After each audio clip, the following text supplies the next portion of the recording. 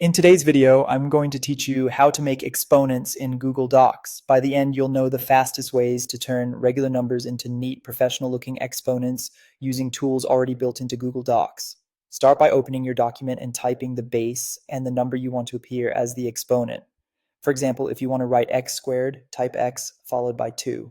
Now, select or highlight just the number you want raised. This is important. Only the part you highlight will become the exponent, so make sure you don't grab any extra spaces or characters.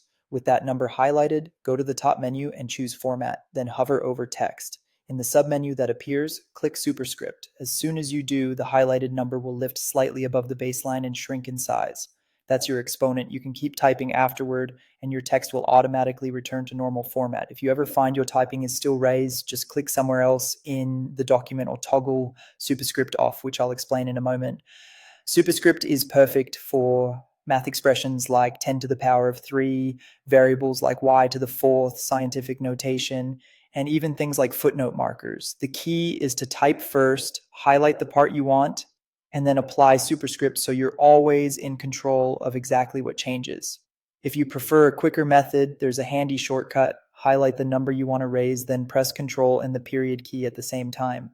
That toggles superscript on and off. It's the same result as using the menu, but much faster once you get used to it.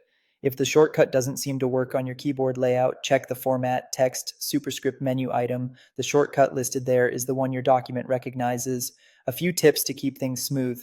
If you accidentally convert too much text into superscript, simply highlight the affected text again and use the same shortcut or the same menu option to turn superscript off. Think of it like a switch. You can apply it and remove it with the very same controls.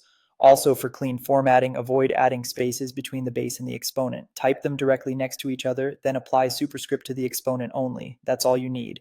Highlight the character you want to raise, apply superscript from Format, Text, or use Control plus period to toggle it instantly. With these two methods, you'll create clear, readable exponents in seconds.